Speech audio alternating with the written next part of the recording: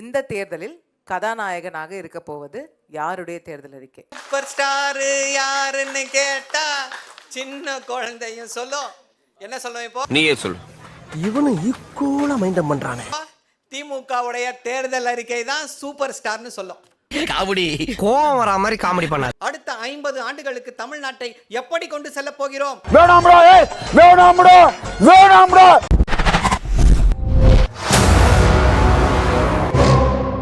அப்படின்ற விஷயங்கள் அடங்கி இருக்கக்கூடிய அந்த விஷன் டாக்குமெண்ட் தான் திமுகவுடைய தேர்தல் அறிக்கை. சூப்பர் ஸ்டார் தேர்தல் அறிக்கை வெளியிட்டிருப்பவர் ராக் ஸ்டார் சிஎம். அவனா சூப்பர் ஸ்டாரே சூம்பி போன கிறிஸ்மஸ் ஸ்டார் மாதிரி இருக்கான். 8000 ரூபாய் கூப்பன். எப்படிங்க நீங்க ஃப்ரிட்ஜை பார்த்த உடனே நீங்க 8000 ரூபாய் கூப்பன் கொடுத்துட்டீங்க? ஒரு குழுவை போட்டு 3 மாதங்களுக்கு மேலாக அவங்க தமிழ்நாடு ஃபுல்லா சென்று இல்ல அந்த 8000 ரூபாய் கூப்பனை எந்த ஊர்ல கேட்டாங்கன்னு சொல்லிட்டீங்கன்னா அது எல்லா இடத்துலயும் தமிழ்நாடு ஒட்டுமொத்த தமிழ்நாட்டுல இருந்து கேட்டாங்களா? கொஞ்சம் சும்மா இருயா, மனப்பாடம் பண்ணி ஓட்டிக்கிட்டு இருக்கேன். இது எதை காட்டுகிறது அப்படின்னா தமிழ்நாட்டு மக்களின் மீது இவர்களுக்கு அக்கறையே கிடையாது. எதையாவது ஒண்ணு தூக்கி போட்டுட்டு போவோம், ஏற்றுக்கொள்வார்கள். என்னையா ஓ மூஞ்சிலே துப்பிக்கிற? ஜெயக்குமார் அவர்கள் மறந்துருக்கவே மாட்டீங்கன்னு நினைக்கிறேன். வேஸ்ட் லக்கேஜுங்க, பிஜேபி வேஸ்ட் லக்கேஜ். நான் சொல்லலைங்க, அண்ணன் ஜெயக்குமார் சொல்லியிருக்காரு. இந்த வேஸ்ட் லக்கேஜ் வந்து இப்போ என்ன லக்கேஜா மாறிடுச்சு, அதுக்கு விளக்கம் கொடுப்பார்களா? வைகோ அவர்கள் திமுகவையும் திமுக தலைமையும் விமர்சித்தது போல நான் இதை விட இன்னொரு தொழில் பண்ணலாமேன்னு கேட்டலாம். வேற ஒரு தொழில், உலகம் பூரா பிரசித்தி பெற்று ஆதிமனிதன் காலத்தில் இருக்கிற ஒரு தொழில், அதை சட்டபூர்வமாக்க வேண்டும் என்று பல பேர் கேட்டுக் கொண்டிருக்கிறார்கள். அந்த தொழிலை செய்யலாம். இவங்க கலைஞரும் செய்யலாம், இவங்களும் செய்யலாம். விஜயகாந்த் அவர்களை வடிவேலு எல்லாம் விமர்சித்தது போல. டேய் எவ்வளவு அடிச்சாலும் சொர்ண இல்லையாடா? யாராவே சொர்ணைய பத்தி பேசுறது? நான் தான்டா. நீ இல்லப்பா, ஓ வாய்ஸ் எனக்கு தெரியாதா? நீட்ட ஒழிப்போன்னு சொல்லி அதற்கான முயற்சி எடுத்த திமுக மீது தவறா இல்ல நான் பிடிச்ச முயலுக்கு 3 காலு, நீ என்னதான் பிடிவாதம் பிடிச்சாலும் நான் ஒன்றிய அரசுல இருக்கேன், நான் நினைச்சதை தான் நடத்தி காட்டுவேன் அப்படின்னு சொல்லி நீட்டுக்கு விலக்க கொடுக்காத பாஜக மீது தவறா? யோசிச்சு பாருங்க. பாஜக ஆட்சி இருக்குன்னு தெரிஞ்சுதானே வாக்குறுதி கொடுத்தீங்க? நீ கேட்ட ஒவ்வொரு கேள்வி என்ன செருப்பால அடிச்ச மாதிரி இருக்குடா. மாதிரி இல்ல, உண்மையிலே செருப்பால தான் அடிச்சது. திமுகவுடைய தேர்தல் அறிக்கை அப்படிங்கிறது பராசக்தி படம் மாதிரி காலத்துக்கும் நின்னு பேசும் கிளாசிக் பிலிம் அது. சிவாஜி நடிச்சாலும் சரி, சிவகார்த்திகேயன் நடிச்சாலும் சரி, எல்லா காலத்திலும் ஏத்த படமாக இருக்கும். அதுதான் திமுகவுடைய தேர்தல் அறிக்கை. என்னென்ன சொல்றான் பாருங்க. அக்காக்கு கோட் பண்ண நல்ல படம் ஒண்ணு கிடைக்கலையா? சிவகார்த்திகேயனோட பராசக்தி தான் கிடைச்சதா?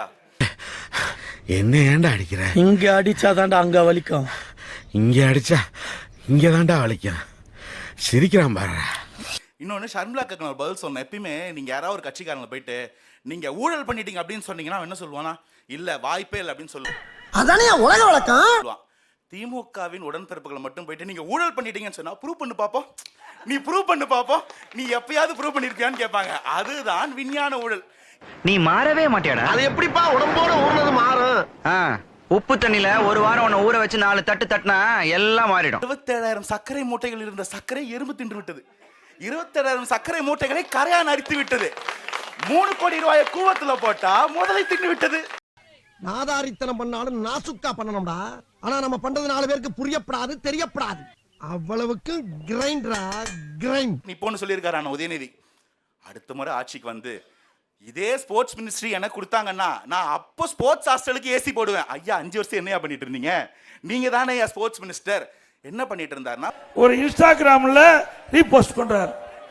யாருடைய காலை தேடி நீங்க இன்ஸ்டாகிராம்ல ரீபோஸ்ட் போடுறீங்க? அத்தனை பேர் முன்னாடி என் மூஞ்சில கரிய பூசிட்டியாடா. ஆல்ரெடி உன் ஃபேஸ் கரி பூசின மாதிரி தானடா இருக்கு. ஏற்கனவே நீங்க இப்படி காலை தேடி போய் தான் பால் டால் குடிச்சு தப்பிச்சிருக்கிறீங்க. மீண்டும் பால் டால் குடிச்சா உங்க பாடி தாங்காது தம்பி.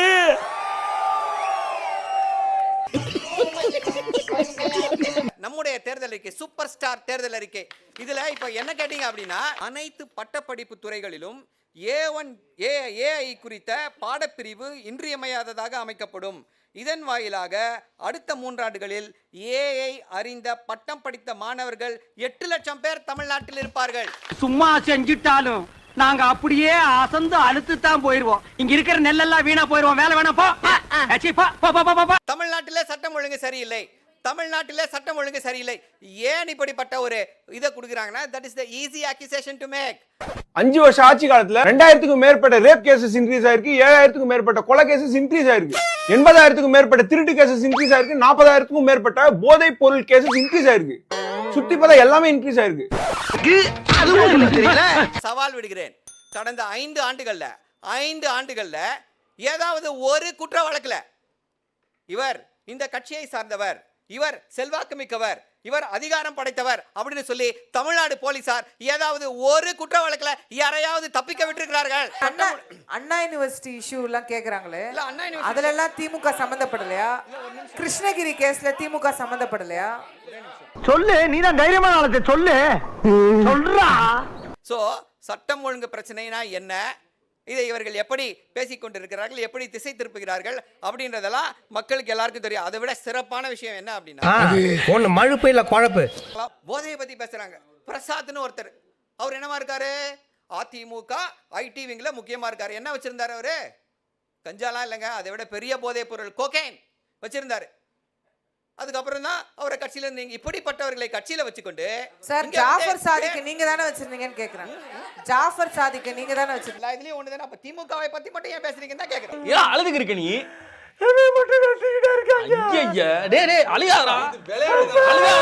தமிழ்நாட்டு மக்கள் தெளிவாக இருக்கிறார்கள். தமிழ்நாடு வர்சஸ் டெல்லி, தமிழ்நாடு வர்சஸ் பாஜக, எம்கே ஸ்டாலின் வர்சஸ் அதர்ஸ். இதுதான் 2026 தேர்தல். உன்னை மொத்தமா மூட போறாங்க, உன்னை மொத்தமா ஊத்தி மூட போறாங்க. அதான் தெரிஞ்சிச்சு. ஐயா 2021ல ஒரு 505 வாக்குறுதிங்க கொடுத்தாங்க. அந்த 505 வாக்குறுதியில 80% மேல நிறைவேற்றிட்டோம் அப்படின்னு சொல்லிக்கிறாங்க. அதை நான் கேள்விப்பட்டதோட சரி, இதுவரையும் கண்ணால பார்த்ததே இல்லை எம்டி சார். ஒரு ஜோக் ஒன்று வரும் ஒரு படத்துல. கடவுள் வந்து ஒருத்தர் டக்குன்னு வந்து நிற்பாரு, பக்தா உனக்கு என்ன வர வேணும் கேள். இந்த பக்தன் கேட்பான், எனக்கு என்ன வர வேணும்னே தெரியலையே, நீ நயா சாமி அப்படின்வான். அந்த இடத்துல அந்த கடவுளே வந்து ஓரமா போயிடுவார். அது ஒரு படத்துல அந்த காமெடி. அது போல 5 வருஷம் ஆண்டுட்டு இப்பதான் நம்ம முதல்வர் கேட்கிறாரு, பக்தா உனக்கு என்ன வரம் வேண்டும், உன் கனவு என்ன அப்படின்னு. இன்னும் என்ன நீ பைத்தியக்காரனாவே நினைச்சிட்டு இருக்கிறல? இவ்வளவு திட்டம் கொடுத்துருக்கேப்பா, நீ எப்படி நிறைவேற்றுவேன்னு கேட்காதீங்க. நம்ம வந்து நிதி மேலாண்மையை சரியா கையாண்டோம்னா இந்த எல்லா திட்டத்தையும் நிறைவேற்றி, யார் கையும் எதிர்பார்க்காம எல்லா திட்டத்தையும் நிறைவேற்றி நம்ம கடனையும் அடைச்சிட முடியும் அப்படின்னு சொல்லி தான் அந்த வாக்குறுதி கொடுத்தார். எல்லா வாக்குறுதியும் பெருசா இருக்கும் ஒரு பத்தி. ஆனா 5 வருஷத்துல 6 லட்சம் கோடி கடன்.